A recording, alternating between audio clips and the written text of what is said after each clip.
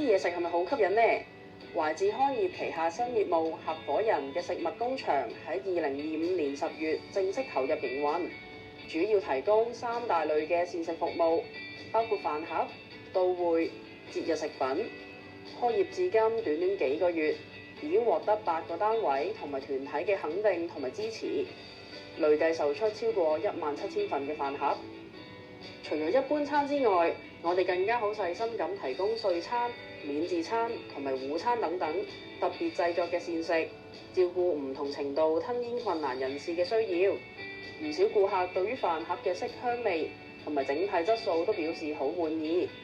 每一位顧客嘅意見同埋鼓勵，都係推動合夥人不斷進步嘅最大動力。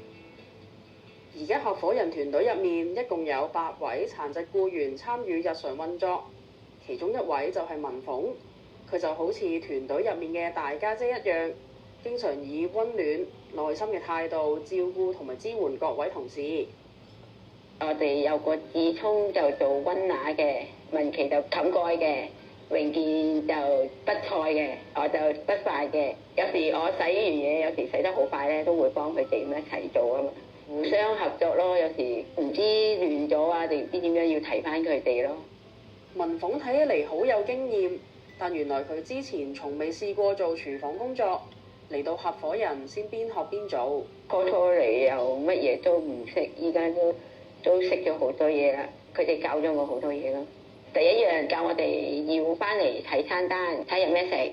有時我哋大家都會有唔記得嘅，有時都會嘅。有時我會出聲講嘅，有時會。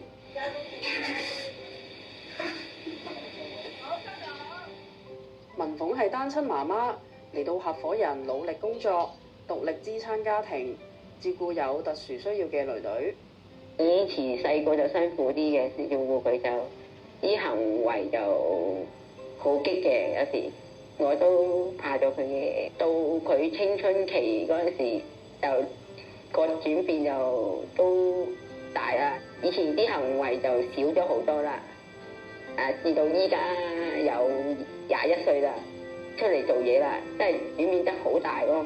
即係佢都明白我咁辛苦湊佢咯。合夥人就好似文鳳嘅另一個家，佢可以安心咁將自己嘅壓力同埋心聲釋放，轉化為工作嘅動力。我有同陳姑娘哋講過，同佢哋講咗之後，佢就鼓勵我咯。勤力啲做嘢啊，第日有回報嘅咁樣。以前冇得同佢去食嘢啊，去玩咯，依家儲到錢就可以同佢去食嘢去玩咯。文鳳未來希望繼續喺合夥人工作，眼見合夥人有咁好嘅出品，佢都覺得好自豪。有啲導師都會話好好味啊，我有冇得份訂咁樣咯？佢見到啲餐好好味好香啊嘛，訂幾多都得嘅，多人訂就越開心咯。合夥人出品必屬佳品。